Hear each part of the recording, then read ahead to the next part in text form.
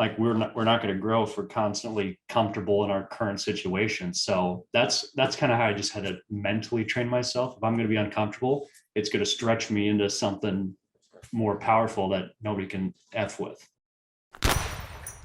It's time for bookkeeping, beer, and BS. James, I like what you were saying earlier about mindset, and just like craving that opportunity. That honestly, like even right now, that was super helpful for me to hear, because it's sometimes we like need to hear the thing that we say. The fact that you said that tells me you're not going through the same stuff that I'm going through, because it's hard to have that perspective when you're going through the shit. And then afterwards, you get enough of those experiences built up where you're like, I know what this is. I've seen this before, even though like we're always, and I can't credit this to somebody specifically, but everything we do when we're growing a business is brand new. And James, you might've been the one that said that, like every step that we take and new like barrier that we hit is a brand new thing for us with brand new issues that we've never had to solve before. So like the first few times that's super stressful, especially like really early on in our businesses, because you're like, what did I get myself into? Eventually you're like, oh shit, I did it again. And then like, and James, I think maybe at the point you're at, it's not even an, oh shit, I did it again. What the hell? Oops, I did it again. Where am I going with that? Who's that gal? Britney Spears. Yeah. So James is harnessing his, I'm harnessing my inner Britney, maybe like, oh shit, I did it again. James is like past that. He's just like, I crave to do this again, because this is the thing that like means I'm pushing hard enough and I'm doing big enough things. Maybe I'm just not there yet. Maybe I just need to get that mindset rolling. Yeah, I think James lives the life of Drake. Yeah, I mean, it wasn't easy though, right? It's still hell. Sorry if you can hear my wolf chewing on like a bone in the background. Like trying to get it away from her. She just keeps getting it.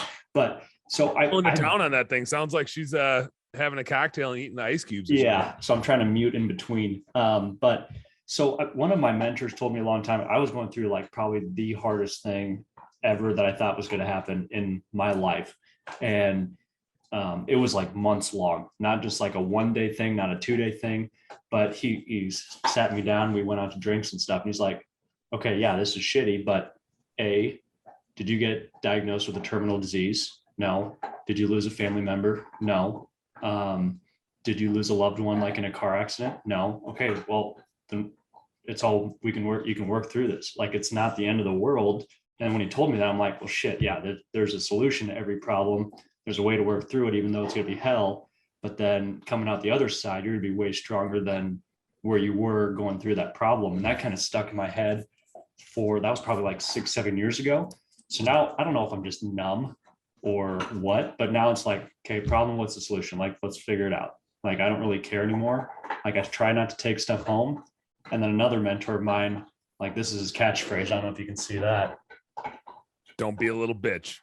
Did Bobby Walker send you that? No, it's Grant Cardone. So, but then I look at that every day when I wear it on my wrist. Like if I go to the gym, if I'm dealing with a crazy person I don't want to deal with, but just being uncomfortable, like we're not going to grow if we're constantly comfortable in our current situation. So that's kind of how I just had to mentally train myself. If I'm going to be uncomfortable, it's going to stretch me into something more powerful that nobody can F with. Yep. I think the emotional side of it is what gets us, right? The rational side of it is like, yep, it's just a bunch of problems. And I find for me, when I have personal emotional stuff, it makes the business emotional stuff harder to handle. Because I'm of the mindset of like, I don't want to separate business and personal. I kind of want the two to overlap. And I think it's going to overlap for my employees. And I kind of want them to know that it overlaps for me too. Like the mood that I bring to my business, I don't try to I will be very vulnerable and like honest about what's going on in my personal life. And I'm okay with them seeing that, because I want them to feel okay that they get to be a person too. And we all have other shit going on outside of here. And I think our ability to problem solve, I even noticed I was doing like, you guys do the Wordle thing where you like put the words into the boxes and whatever. My wife does it. And we don't have time for that. Every once in a while, I'll like try to get into that and get my creative brain going a little bit, and like problem solving and just work the noodle a minute.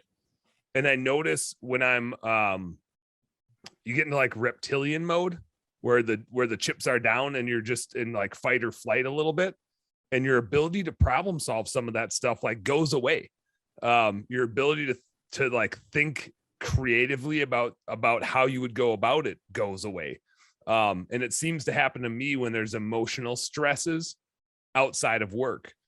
And so I like trying to compartmentalize that stuff is always a challenge. I don't know that I have the tools or the resources to even figure that all out. It's just an observation I have that my creativity is massively lost and my problem solving skills take a huge detriment when there's other emotional shit going on.